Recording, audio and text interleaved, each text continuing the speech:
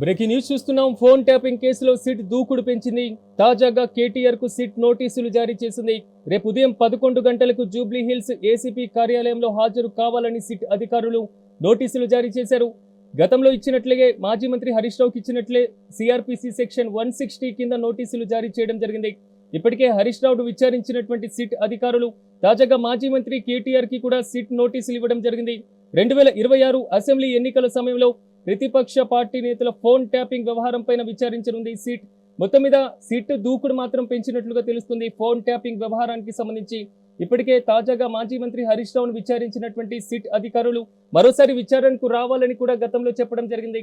Almost 7 hours 7 గంటల పాటు విచారణ జరిపినటువంటి సిట్ అధికారులు తాజాగా బీఆర్ఎస్ పార్టీకి సంబంధించినటువంటి మరో కీలకమైనటువంటి నేత మాజీ మంత్రి BRS party working president KTR కు తాజాగా నోటీసులు ఇష్యూ చేసినట్లుగా కూడా మనకు బ్రేకింగ్ న్యూస్ అందుతుంది.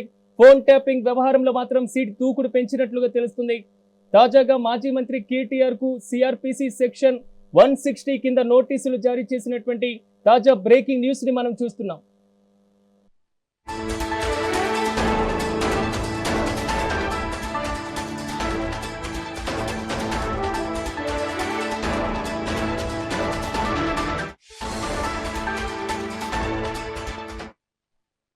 బ్రేకింగ్ న్యూస్ చూస్తున్నాం. ఫోన్ ట్యాపింగ్ వ్యవహారానికి సంబంధించి సీట్ దూకుడు పెంచినట్లుగా తెలుస్తుంది. తాజాగా మాజీ మంత్రి కేటీఆర్ కు సిఆర్పిసి సెక్షన్ 160 కింద నోటీసులు జారీ చేసింది సిట్. ఇక ఇదే అంశానికి సంబంధించి మరింత సమాచారం మా ప్రతినిధి చిన్నబాబు అందిస్తారు. చిన్నబాబు చెప్పండి, ఇప్పటికే మాజీ మంత్రి హరీష్ రావును విచారించినటువంటి పరిస్థితి, తాజాగా కేటీఆర్ కు నోటీసులు ఇచ్చినటువంటి సిచ్యువేషన్ అయితే కనబడుతుంది. సిఆర్పిసి సెక్షన్ 160 కింద రేపు ఉదయం 11 గంటలకు హాజరు కావాలని అసలు నోటీసులో ఏం పేర్కొన్నారు? తాజా అప్డేట్స్ ఏంటి? రైట్ సిరాజ్, తెలంగాణలో అయితే ఈ ఫోన్ ట్యాపింగ్ వ్యవహారం ఎప్పటికప్పుడు కూడా సంచలనంగా మారుతుందని చెప్పాలి. ఇది అసలు ఈ ఫోన్ ట్యాపింగ్ వ్యవహారం అనేది గత ప్రభుత్వంలో జరిగిందని చెప్పేసి ఈ తెలంగాణలో ప్రభుత్వం మారిన తర్వాత నుంచి కూడా ఈ ఫోన్ ట్యాపింగ్ వ్యవహారం తీవ్ర చర్చనీయాంశం అవుతుంది. దీనికి అసలు ఎండు కార్డు అనేది పడట్లేదు. అయితే ఈ ఫోన్ ట్యాపింగ్ వ్యవహారంలో ఇప్పటికే పలువురు నేతలను విచారించినటువంటి సిట్ బృందం ఇప్పటికీ హరీష్ రావుకి కూడా నోటీసులు జారీ చేసింది. ఆ తర్వాత అనేక మంది మాజీ ఎమ్మెల్యేలకి నోటీసులు జారీ చేసింది, వాళ్ళని విచారించింది. అదే నేపథ్యంలో ఈ రీసెంట్ గా జరిగినటువంటి విచారణ చూసుకుంటే హరీష్ రావు దాదాపు 7 గంటల పాటు విచారణ జరిగింది. ఈ నేపథ్యంలోనే కేటీఆర్ కు కూడా నోటీసులు అందుతాయి అని చెప్పేసి కూడా ఫస్ట్ నుంచే ఊహాగానాలు మొదలయ్యాయి. అందరూ అనుకుంటున్నట్టుగానే ఈ నేపథ్యంలోనే సిట్ అధికారుల బృందం అయితే నందినగర్ లో ఉన్నటువంటి కేటీఆర్ ఇంటికి అయితే నోటీసులు పంపించినట్లు మనకు తెలుస్తుంది. సో ప్రస్తుతం అయితే కేటీఆర్ ఆయన ఇంటి దగ్గర లేరు, సిరిసిల్లలో ఉన్నట్లు తెలుస్తుంది, అవుట్ ఆఫ్ ఉన్నారు. సో ఆయన ఇవాళ ఈవినింగ్ అయితే హైదరాబాద్ చేరుకునే అవకాశం ఉన్నట్టు తెలుస్తుంది.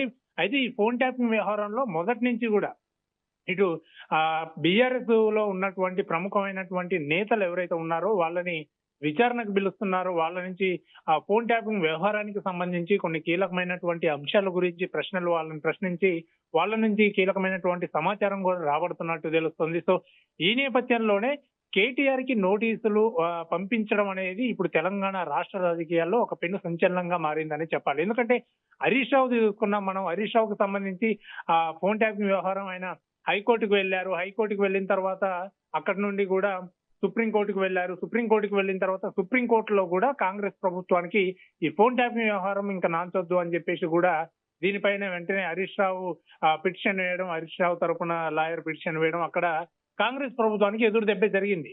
సో అక్కడ బీఆర్ఎస్ ఒక విధంగా గెలిచిందని చెప్పాలి. అయినప్పటికీ కూడా హరీష్ రావుకి మరలా ఒకసారి ఇటు నోటీసులు జారీ చేసి ఆయనకు సంబంధించి ఫోన్ ట్యాపింగ్ వ్యవహారానికి సంబంధించి సిట్ అధికారుల బృందం అయితే ఆయన దాదాపు జూబ్లీహిల్స్ పోలీస్ స్టేషన్ లో 7 నుంచి 8 గంటల పాటు ప్రశ్నించారు. అందులో కీలకమైనటువంటి ప్రశ్నలు, కొన్ని సమాచారాలు కూడా రాబట్టినట్టు తెలుస్తుంది. సో ఈ నేపథ్యంలోనే ఎటు కూడా వెళ్ళొద్దని కొన్ని షరతులు కూడా విధించారు. అయితే ఈ మాజీ మంత్రి అయినటువంటి హరీష్ రావుకి ఇటు విచారణకు పిలిచిన 2-3 రోజుల్లోనే కేటీఆర్ కి ఇటు నోటీసులు జారీ చేయడం అనేది ఒక సంచలనం అనే చెప్పాలి. ఎందుకంటే కేటీఆర్ మొదటి నుంచే చెప్తున్నారు, ఇటు ప్రత్యక్షంగా కానీ పరోక్షంగా కానీ ఫోన్ ట్యాపింగ్ వ్యవహారానికి సంబంధించి నాకేమీ సంబంధం లేదు అని చెప్పేసి కూడా పలు ప్రోగ్రామ్ లో కొన్ని చోట్ల ఆయన మీటింగ్స్ పెట్టిన సందర్భంలో ఆయన వ్యాఖ్యానించడం జరిగింది.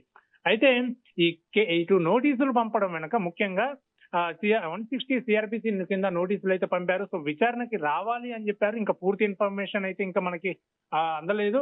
సో మనకు అందిన సమాచారం ప్రకారం అయితే జస్ట్ విచారణకి మీరు రావాలి, రేపు జూబ్లీహిల్స్ ఏసీపీ కార్యాలయంలో మీరు విచారణకు రావాలి అని చెప్పేసి ఉదయం 11 గంటలకి రావాలి అని చెప్పేసి నోటీస్ పంపినట్లు తెలుస్తుంది. సో రేపు ఉదయం 11 గంటలకు మరి కేటీఆర్ విచారణకి హాజరు అవుతారా లేదా అనేది మాత్రము ఇప్పుడు తీవ్ర ఆసక్తి నెలకొందని చెప్పాలి సిరాజ్. అయితే కేటీఆర్ కి నోటీసులు పంపడం వెనక బీఆర్ఎస్ వెర్షన్ చూస్తే మాత్రం మరొకలాగా ఉంది. ఎందుకంటే మొన్ననే హరీష్ రావుకి నోటీసులు పంపి విచారణకి పిలిచారు. ఇప్పుడు కేటీఆర్ ని విచారణకు పిలుస్తున్నారు. ఇదంతా కూడా ఏదైతే సింగరేణికి సంబంధించి ఏదైతే స్కామ్ ను మేము బయట పెట్టామో దానిలో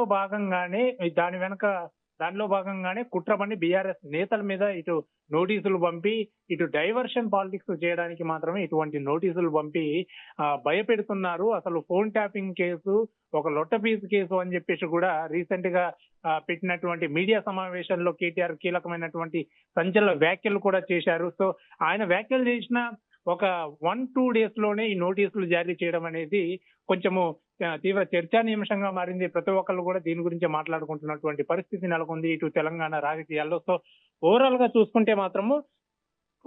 చూసుకుంటే ఇటు కేటీఆర్, హరీష్ రావు ఎవరైతే ఈ సింగరేణి వ్యవహారానికి సంబంధించి కీలకమైనటువంటి వ్యాఖ్యలు చేసిన తర్వాత ఈ నోటీసులు అందడం అనేది ప్రతి ఒక్కళ్ళు కూడా తీవ్రంగా దీనిపైన చర్చించుకుంటున్నటువంటి పరిస్థితి. ఇటు బీఆర్ఎస్ వర్షన్ మాత్రము కావాలనే ఇటు ప్రభుత్వము బీఆర్ఎస్ మీద కుట్ర పన్ని నోటీసులు జారీ చేసి భయపెడుతున్నారు అని చెప్పేసి కూడా బీఆర్ఎస్ నేతలు ఇటు ఆరోపణలు చేస్తున్నటువంటి పరిస్థితి.